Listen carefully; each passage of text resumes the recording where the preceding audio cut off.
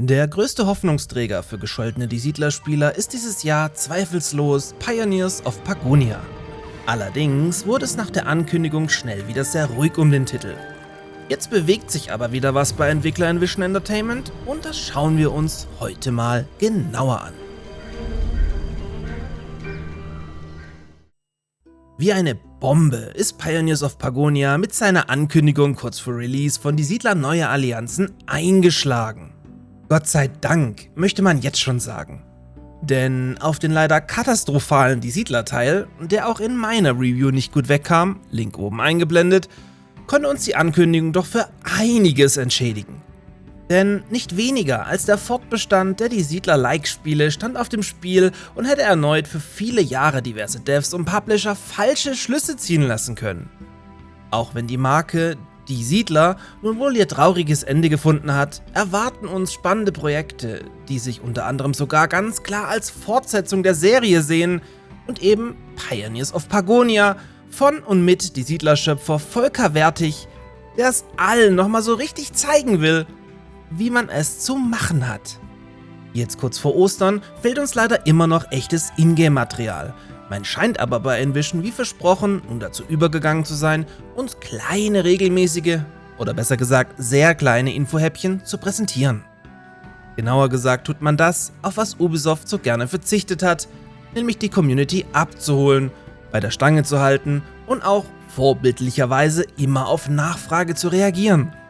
Über den Pioneers Discord werden nun wohl wöchentlich Neuigkeiten über den Get to Know Pagonia Channel geteilt, und diese möchte ich euch an dieser Stelle natürlich nicht vorenthalten. So wurden uns im ersten Post einige Pagonier vorgestellt, aus denen wir schon mal ableiten können, dass zum einen unsere Pagonier unterschiedliche Hautfarben haben können und zum zweiten nicht aus einer Monokultur männlicher Siedler bestehen, wie zum Beispiel in Die Siedler 4. Der Jäger scheint dabei sehr an Formel-1-Fahrer Max Verstappen zu erinnern und die Farmerin wohl sehr von einer Frau Antje aus Holland inspiriert zu sein. Um dem eigentlich nur einem vorhandenen Kritikpunkt am Spiel entgegenzuwirken, hat man auch direkt eine Militäreinheit sowie einen Banditen dazu gepackt. Denn die Diskussion um ein aktives oder passives Kampfsystem will einfach kein Ende nehmen, obwohl wir dazu praktisch noch nichts gesehen haben, was diese ganze Diskussion in meinen Augen momentan ohnehin überflüssig macht. In einem weiteren Beitrag haben wir dann neues Material zur Windmühle erhalten. Hier sehen wir den Weg von der ersten Strichzeichnung hin bis zum fertigen Konzept mit Farbe für die 3D-Modellierung. Auch wenn wir nach wie vor kein echtes Ingame-Material gesehen haben, kann man hier schon mal vorsichtig um Art Director Tim Schwank den Hut ziehen. Oder wie ich das beschreiben würde, sieht schon geil aus.